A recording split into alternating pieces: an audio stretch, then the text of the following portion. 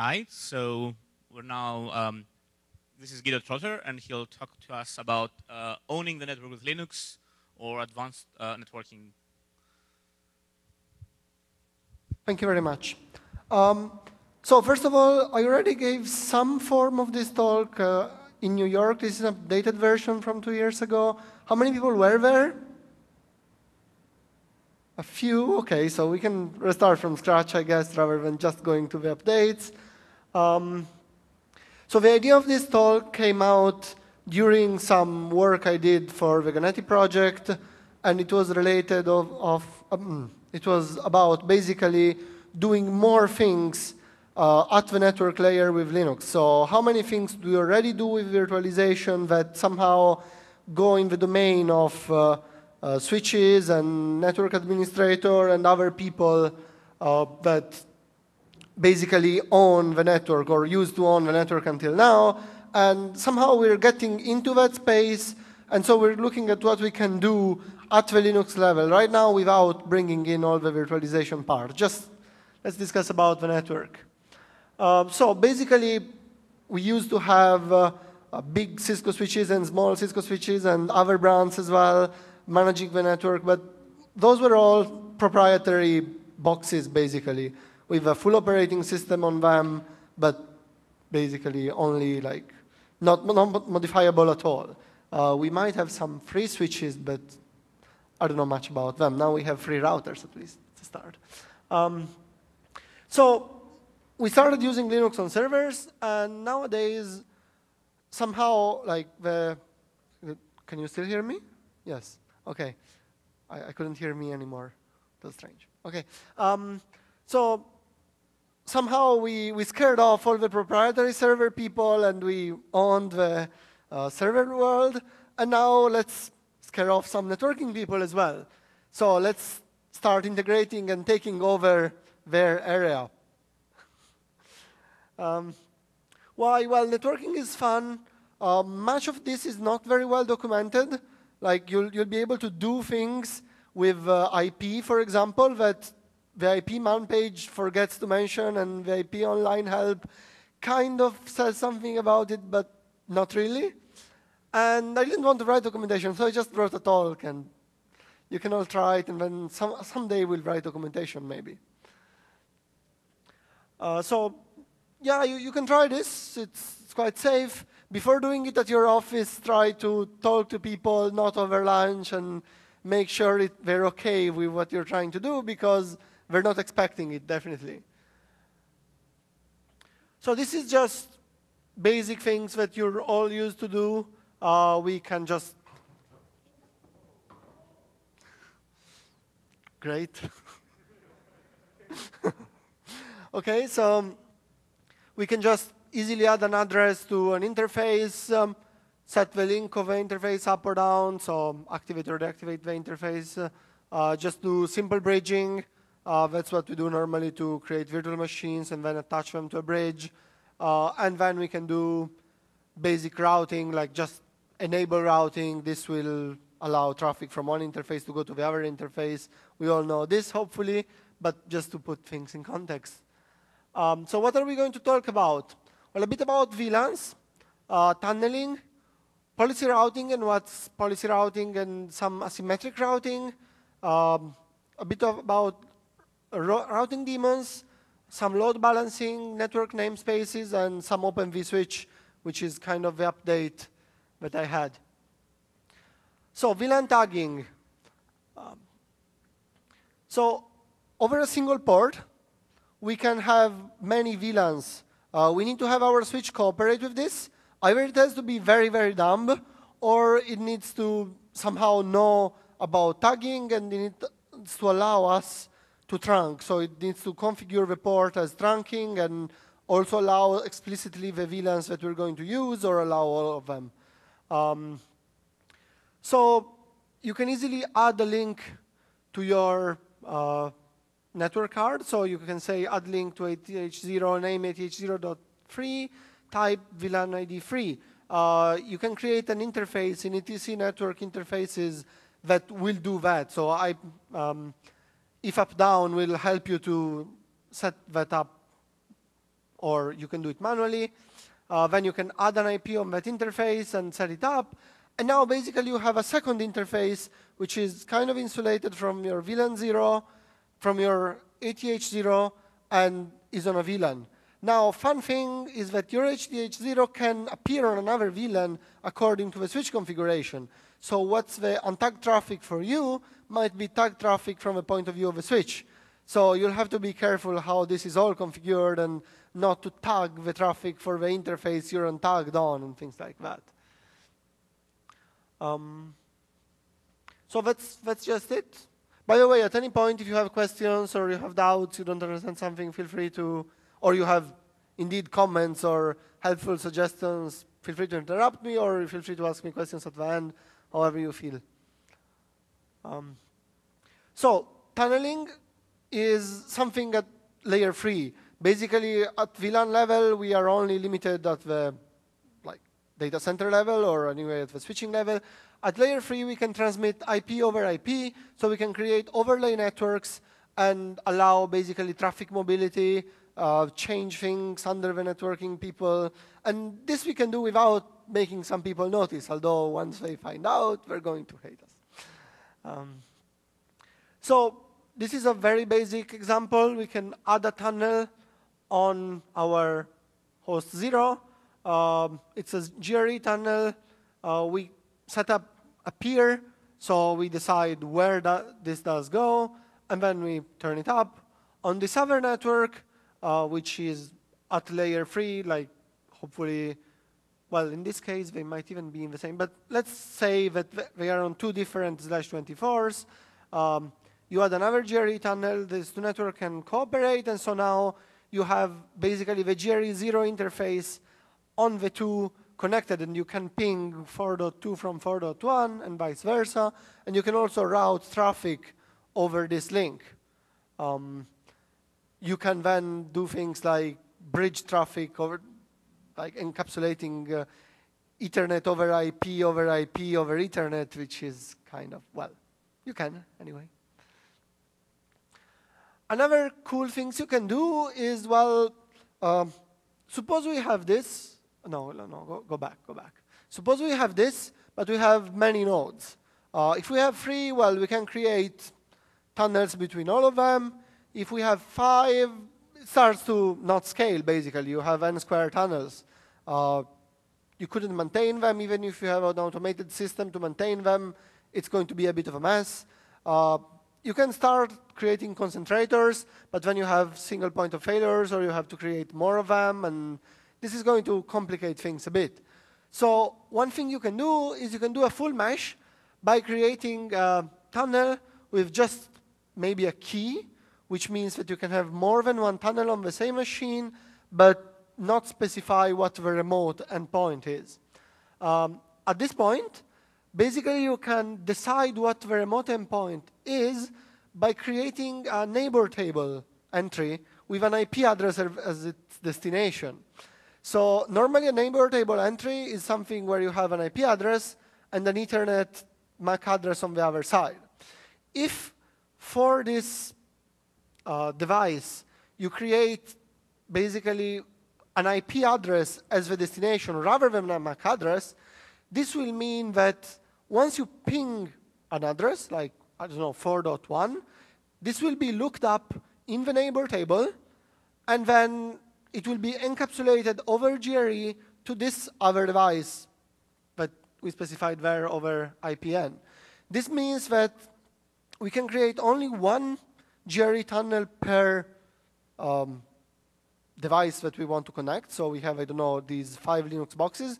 We create exactly one GRE tunnel, and then we can dynamically reconfigure the neighbor table, either manually or with some Userspace daemon that updates it, or by a ARP daemon to actually redirect traffic dynamically where we want, depending on uptime or like where our virtual machine, for example, is.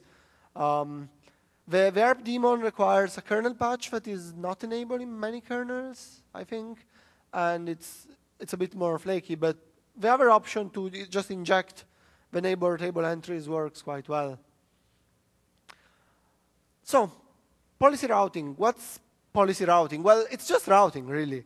The difference is that with normal routing, we just can route on the destination IP. Because the people who thought about routing first wanted to keep it simple. But nowadays, we could say, well, I want to route differently depending on the source IP or on the protocol. Maybe I have a slow link and a fast link. Or maybe I want something completely different. OK. Does anybody have another one of these keyboards and is making a joke about this? OK, nothing. It's just moving without me. So basically, yeah, we can decide different routing tables depending on some entries, on some values, and then on that routing table decide the actual destination. This is just a double lookup that is done in Linux to simplify or complicate this thing, I guess. So how does it work? You first add a rule that says, look, if the device from which this packet comes from is GRE 0, use table 100. So don't use your default routing table that the node traffic uses, but start using something else. And then in table 100, you can decide to do quite a lot of interesting things. You can say, well, you can basically replace routes and do different things. So this means that the traffic coming from some interface will be routed differently without affecting your network traffic from the host or on the host itself. This will make it very fun to debug. Yeah, and yeah, these are just examples. We can, for example, decide that default routing gateway. Basically, we can put things on the same. I don't remember what this was. Sorry. But it works, and it allows you to do different traffic for this. So you can do it for specific packets rather than just interfaces where this is from. We can use the help of IP tables by saying, OK, if a packet matches some things, and we know that IP tables can match on basically everything, including, it's not really regex, but bit field matching on the packet itself. So it's basically anything you can dream of on the packet. We can say, well, mark it for like number 100.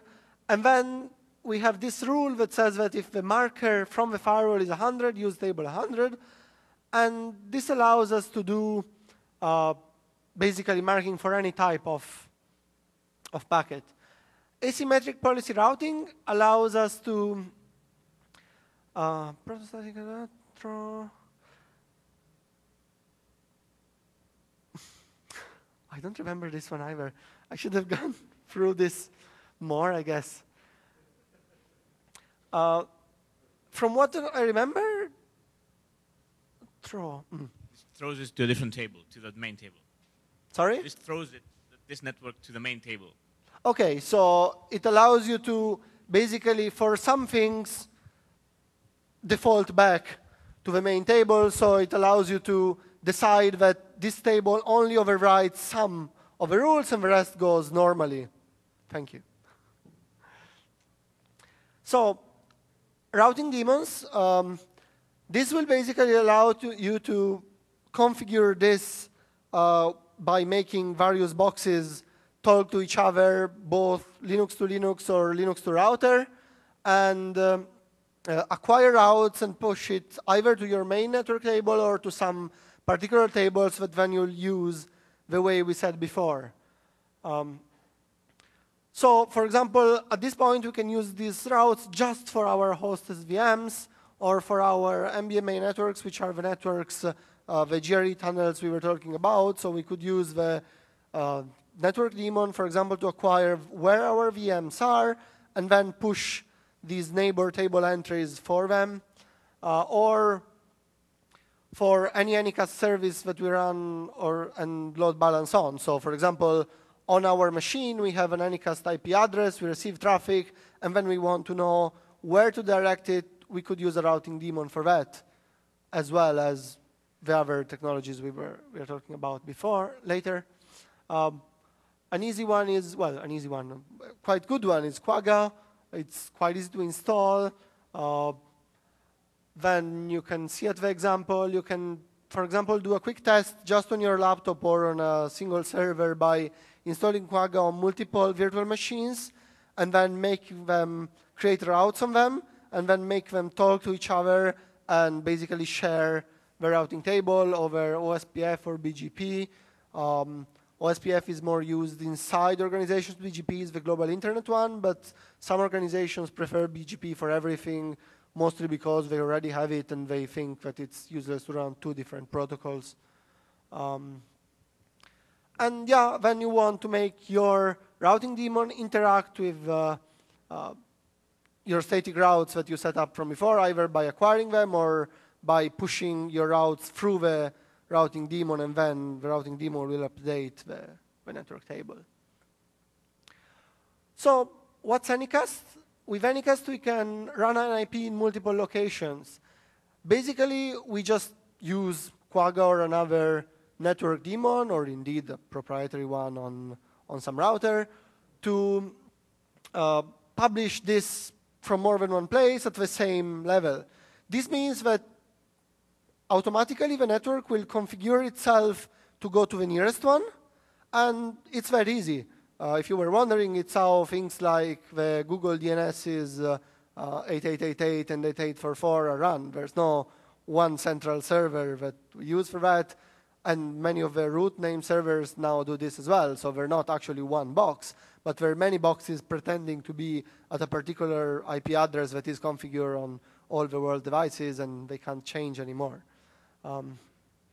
And yeah, it's quite easy. If you start doing it a lot, one IP by one IP, people will get mad at you because their routing tables will explode. So maybe you want to Anycast full networks, or maybe you just won't care and still do it. But this is a good way to basically push services over multiple data centers and make sure that everything automatically reconfigures. If your data center A goes down, then hopefully your BGP broadcasts will, or your BGP advertisements will stop going out, and automatically all the traffic will go somewhere else. This will take some time, and it's of course better if you have better ways, but it's still better than having a single point of failure. Load balancing. So we have this Linux virtual server project.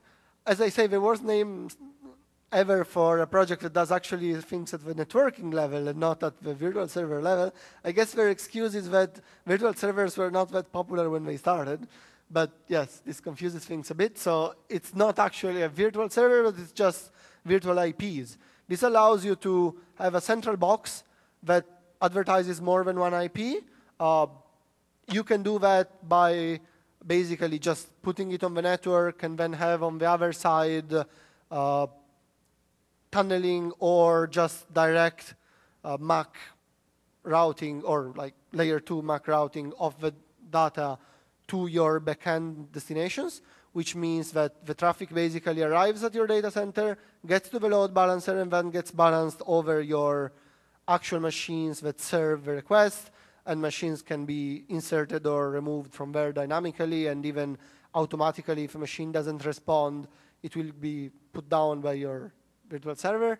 Or you can do it remotely or over layer 3, over GRE or some other tunnel, although the defect of doing that is that then your traffic sometimes has to go back through the tunnel and then out, while if you do it directly, the machine can respond directly to the request without involving your load balancer on the return path, which of course allows you to scale more.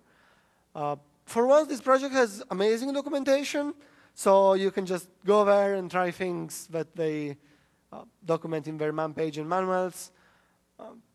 And as I was saying, you can either do NAT load balancing or tunnel or direct routing.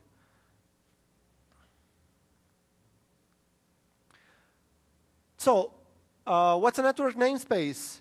This is something that came with Linux containers, and it's a way basically to insulate a process from the network of the host. So you can put a process in a separate namespace for indeed many things besides the network, just VPS files, VPS entries, so it won't see what other processes run on the machines, and will believe itself to be in it if it's called one in the new system and things like that, right? In this case, it's just a flag to clone. You can separate then all or just some of the namespaces. If you clone network, it allows you basically to see different network interfaces. The way you use this is you create an interface, you put it in a different, you create a couple of interfaces, then you split them in a separate namespace, or actually you first, okay, let's go through this. You clone a process. This creates a network interface, a network namespace, which is empty, so it doesn't have any interface at all, or perhaps just the loopback interface. And then you can easily create these couple of virtual interfaces that just exist in your kernel, move one of them to the other side, and then basically you have a routed network that just lives in your host that can talk to your process. So your process is effectively insulated, and now you can apply to a single process on your machine all the gains that we were applying before. So you can say basically traffic that comes from this network goes to a separate routing table, gets routed through these GRE tunnels or whatever. And this applies only to the traffic that is actually generated by one process that, for example, you don't trust very much or you want to insulate more, because then that process only sees this virtual interface and comes out to the host through this policed network. So let's see an example with LXC, which helps you to do that. Basically, you don't need to use LXC. You can code all of this at the kernel level in C and libc, but LXC allows you to do this from the shell, which allows you to test it very easily. So you can unshare the network and open a bin bash that is on a separate network. Now you can basically set up a localhost interface, and then on another shell, you can create two virtual network interfaces and up one of them. Then you can move the other VATH to the other interface, and this allows you to add the second IP there and set it up on the second shell. And so this happens in the shell. OK, this is clear now. This happens in the shell 1, but the second thing happens only after you've done these commands. So these are the commands that allows you to move things and set it in that particular namespace. Then once you have it up, these two, VATH0 and VATH1, can talk to each other and transfer traffic. So this bash, and any process indeed that this bash spawns, so if you start a daemon in this bash, it will see only that particular interface and then talk to the machine through this virtual Ethernet. OpenVSwitch, so this is the updated and new part. What's OpenVSwitch and where it does come from? So OpenVSwitch at the basic level is just the switch that we're used to have at the bridging level in Linux. What are the differences? One of them is trying to be a little bit less scary for the networking people. So this supports some protocols that are standard across also proprietary network devices. So for example, OpenFlow is implemented also by Cisco and other devices. So basically, you can give up control to your network people and say, look, my virtual machines run on this environment, but you run the network. I set up OpenVSwitch, and whatever configuration you push on your routers gets automatically updated on the servers, which means that they can manage centrally the network again at the data center level, and they're less scared about what you're trying to do. It might be important for your organization. The other thing that it can do is do this conversation between multiple OpenVSwitches. So if you have this service in multiple data centers, you can easily say, well, I'll have an OpenVSwitch here, an OpenVSwitch there. I'll encapsulate OpenVSwitch data over GRE, which is what I was saying before, basically Ethernet over IP over IP over Ethernet. But it allows you to create an overlay layer 2 network over layer 3, which is quite helpful if you want, for example, virtual machines that are in the same network to actually be able to talk to each other. Of course, this doesn't scale very well if you try to put over 2 remote locations a huge Ethernet with many, many people doing lots of broadcast traffic. This won't work. But for some particular things, it works actually quite better than any of the technologies we were talking about before. It's focused on mobility, so it allows you to basically easily bring up new OpenVSwitches and make sure that the central configuration gets easily pushed to them, and then you can move your machines between one host and the other host without having to reconfigure things like your IP table rules and all these other things that you normally have to bring with you all the time. If they are configured at the OpenVSwitch level and the OpenVSwitches all talk to each other, then you're sorted. This is upstream in Linux 3.3. As you all know, Wheezy runs with Linux 3.2, but luckily the OpenVSwitch guys packaged the module as an out-of-tree module for Wheezy, so this all works with 3.2 and Wheezy with the kernel patch, which is just a DKMS module that will compile itself and mod probe itself by just installing the package, so quite easy. So how do we do that? Well, just install a bunch of packages as usual, and if you're running Linux 3.2 as shipped with Wheezy, then also install those. If you're running 3.3 because you self-compiled it or you're running experimental or one day there will be backports for this, right? Then no need for the DKMS module anymore. You can just use the upstream one. So what can you do with OpenVSwitch? Well, basically, first of all, there is a compatibility level for bridges. So you could use your normal bridge tools if you have the compatibility level installed to just create bridges that actually create OpenVSwitch bridges. The big difference there is that while a bridge is completely in kernel, so anything that gets passed through a bridge, the kernel needs to know where to send it. With OpenVSwitch, the kernel still keeps a cache of where to send things for efficiency, but it can go to a user space if it doesn't know. So it can say, well, this is a new traffic, I don't know about it, I'll ask OpenVSwitch, and OpenVSwitch can go ask some remote switch or look in some database, so can do a lot more things than what the kernel can normally do. So you don't need to push all your table of information inside your kernel.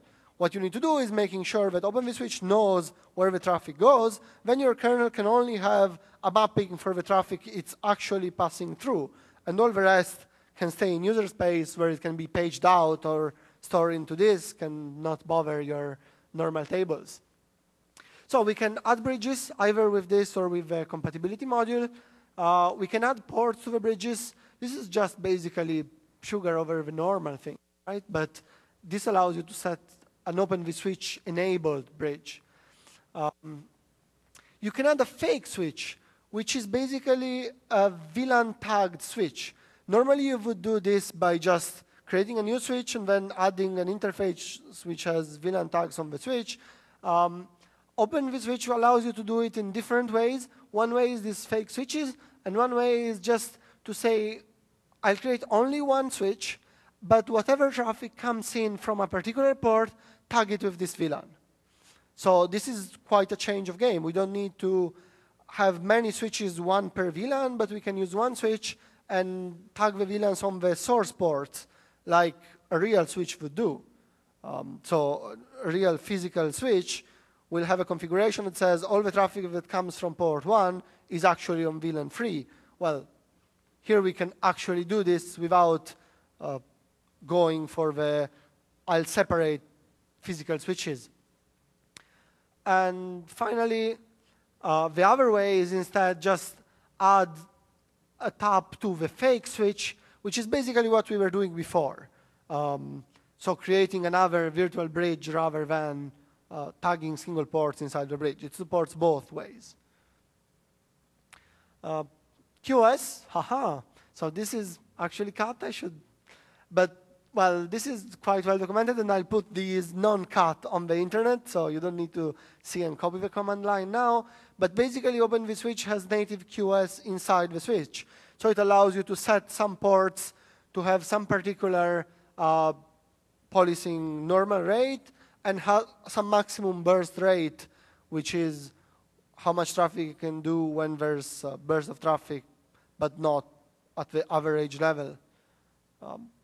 Once you configure this, again, you configure it once for your whole OpenVSwitch infrastructure, hopefully, and then you don't need to think about it again when you move virtual machines around and things like that, because all the OpenVSwitches will talk to a central database or a central point. Now, I haven't tried the cluster mode yet. I plan to, but I was mostly experimenting on my laptop, and I didn't have all the VMs set up to do this on many of them, so I'm waiting to go back and have a data center to play with. GRE encapsulation, it's what we were saying before. So we can actually add a GRE port to the switch, and then specify that that port is actually a GRE interface with some particular remote IP. Same thing on the other side. And then the two switches will be able to talk to each other at layer 2, encapsulated over GRE. VXLAN is just a different protocol to do so. It comes from the networking people who weren't happy with GRE. I'm still not completely sure about all the differences and similarities. They perform pretty much the same according to some benchmarks I've seen, but your network people may prefer one or the other depending on what their actual physical switches support. So you may be forced to use one or the other. What is this? OK, this is the OpenFlow thing. Sorry, I cut the title. I need to fix these slides. They were looking good on my laptop, I swear. So we can create a central controller. This is an example. The controller could be on a physical switch or on a router managed by your network people, or could be actually on a OpenVSwitch box. And then you can, on your switches, set what the controller is to actually have a single infrastructure. Of course, then this OVS controller becomes a single point of failure, so you start having all your problems like, let's have two of them, let's load balance over them, let's make sure that they keep in sync and things like that. So this is the really, really basics, but then there's going to be more needed to make an actual good network infrastructure on top of this. Userspace fun, so all of these were technologies involving both the kernel and some user space to do something. You can do something in pure user space. For example, use OpenVPN to do encrypted IP or Ethernet tunnels. Well, this is just a VPN, right? We all know about this. But it integrates with all that we've said before, and it can allow us to say, well, for example, my traffic that is non-encrypted because the protocol doesn't support encryption, like pass it over the VPN link. The rest of the traffic that I know it's already SSL, why wasting my time and pass it over the VPN link, pass it over the non-encrypted link. VDE is a user space virtual switch.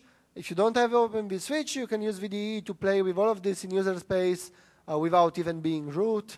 And Socket is a very nifty tool. It's like Netcat, but it can do a lot more. So you can cut, for example, from a network TCP port to a Unix socket or to a pipe. So it allows you to deal with any kind of possible streams and put them one to the other. We use it, for example, to connect from standard input to KVM console, because the KVM people weren't as good as the Xen people to implement this very nice console service. So you just usually connect your virtual serial console to, well, in our case, we connect it to a Unix socket, and then we use socket to connect to that Unix socket. It would be, oh, cool, 10 minutes. Wow, I'm done then. So to do for next few years and bore you some more or have some more fun, more OpenVSwitch, more OpenFlow, and so do this traffic integration between different switches. Have a look at SFlow that allows you to do monitoring of data over OpenVSwitch. So this allows your OpenVSwitches to report how much data is used by the various interfaces to a central point. Try this cluster level for the OpenVSwitch, and try to see if I can attach the OpenVSwitch to an unbound GRE tunnel to do this in a completely decentralized way through IP lookup table rather than specifying what the remote endpoint is. But this is just to-dos and ideas I have. I haven't tried any of this. So Q&A, suggestion, hints, any other questions? There are, at this point, I think 9 minutes, so we're perfectly on time.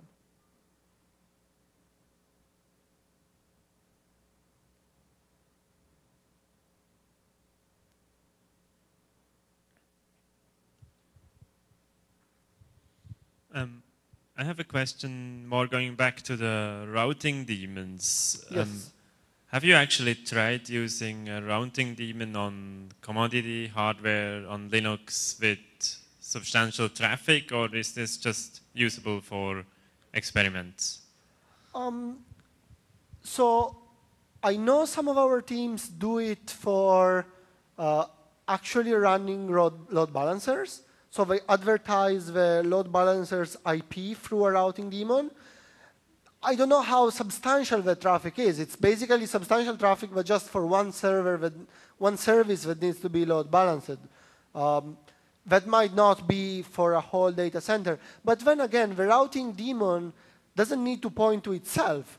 So the daemon needs only to scale to the point at which it advertises the right routes.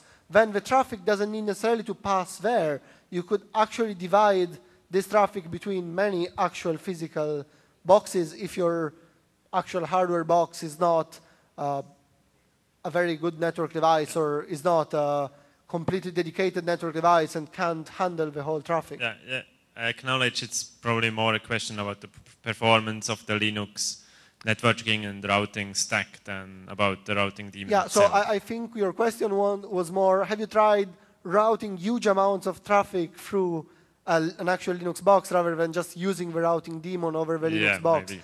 I think routing huge amounts of traffic, unless you have lots of network interfaces and lots of cores dedicated to this, as we know, will not work, but we can scale horizontally and use more boxes, basically. Use more load balancers, or indeed just from the switches, use the routing daemon to actually allow us to, for example, do Anycast over many, many boxes. So divide the traffic to many of them rather than centralize this, which we would need if it was one box on an Ethernet without routing. What's much traffic? Yes. So well, 1 gigabit or multiple gigabits should be enough for a modern server. Multiple 10 gigabits is what modern servers are difficult to do with. But multiple gigabits is fine. Multiple 10 gigabits is not, basically, as a rule of thumb.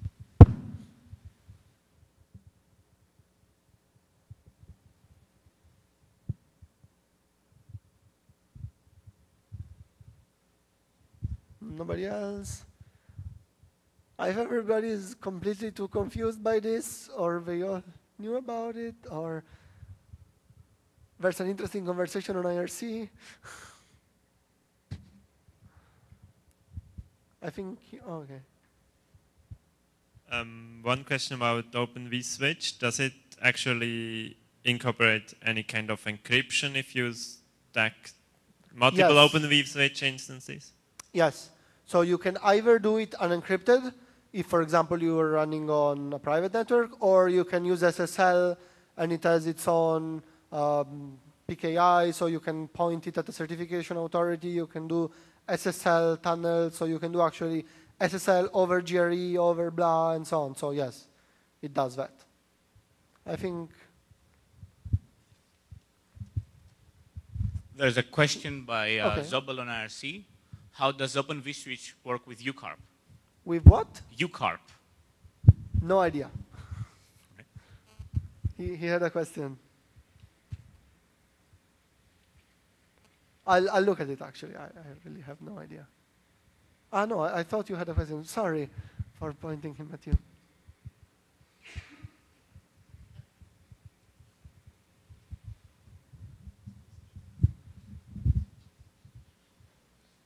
Well, then enjoy your 10 minutes, go for coffee, and have a good lunch. Thank you. Thank you.